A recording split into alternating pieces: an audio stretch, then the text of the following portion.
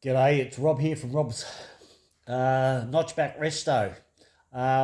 Today's another day in the shed, and it's pretty hot outside today too. I'm it's a little bit close, as they say. I'm just doing a bit of a catch up on where I'm up to with the Notchback. I'm on holidays at the moment, so we're just floating around the house, and I do a day here, a day there, and come back, and I might have a couple of days away.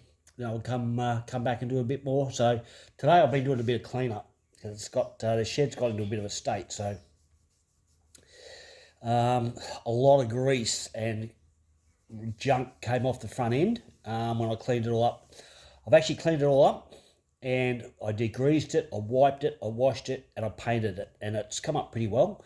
The floor of the shed's a bit of a mess, so I'm going to have to get to that. Just a tip, I put a plastic sheet down, a painter's drop sheet, and that helped with a little bit of it. But some of the degrease are leached, well, not leached, but it leaked through some of the gaps. So, but anyway, we got there. Let's go and have a look. So what I've done, in my previous videos, I've actually shown you what I did with the roof. Now I've epoxy primed that, blocked it, put a guide coat on, then blocked it, found out a few low patches, and reblocked it, and it needs another blocking and then probably another coat, I reckon. I've just got a couple of spots I'm not really happy with. These dark spots you can see here, I've got to go back over those, but they were a bit of a touch-up, and I need to sand them down to get them nice and really flat. So that's real close now, real close. There's probably 20 hours in the roof there, I reckon. Easy.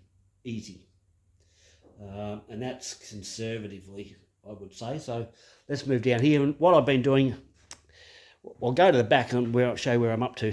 The back of this is basically, that's the engine just sitting under there for now, but I've actually gone through and cleaned all the back of it up. I wire wheeled it, I actually degreased it, wire wheeled it, and I put body deadener up under the guards. There's a couple of thin spots there too. I'll have to touch them up. Just around here. That's a bit thin there. All right, I can do that.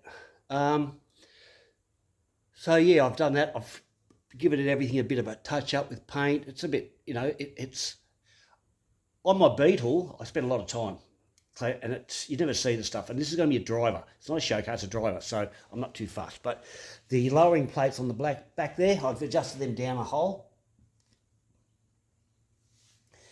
Today I cleaned out the inside of it, just gave it a wipe out, vacuumed it, just to see where we're at. And then to the front end, where I guess I'll just show you where I put body deadener all underneath the car,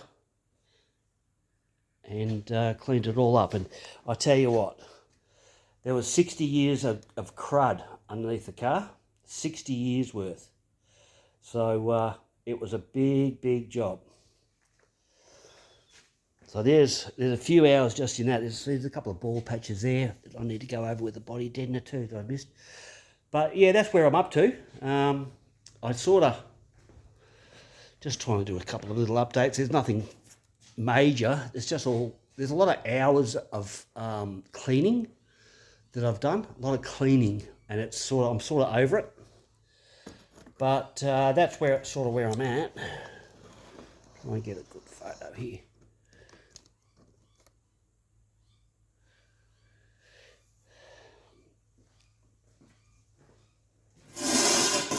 So it's like anything in life. You get the results out of what you put in, but sometimes you've got to be a little bit careful about how much time you put into something. That really isn't that crucial. To me, the final result of this is going to be the finish on how you look at it, the interior and the exterior. Underneath, I'm going to have it mechanically spot on, but with some of the tarting up, I put body deadener right underneath it. I've wire wheeled the hole underneath, and I've given everything a touch up. Things that need to be painted got painted with aerosols, and the other stuff a little body deadener. So I just like to catch up, and that's sort of where I'm at. This seat's a little bit wonky. So yeah, look, when you're doing this sort of stuff, it's about how you perceive it, how you want it to look. I'm going to have this low, and it's going to have nice wheels on it, and it's going to look the part. The stuff that people don't see is going to be clean and painted, but it's in no way going to be a show car. So do what you feel happy with. Do what makes you feel happy with your car. All right, so I'll catch you again soon. Now, cheerio.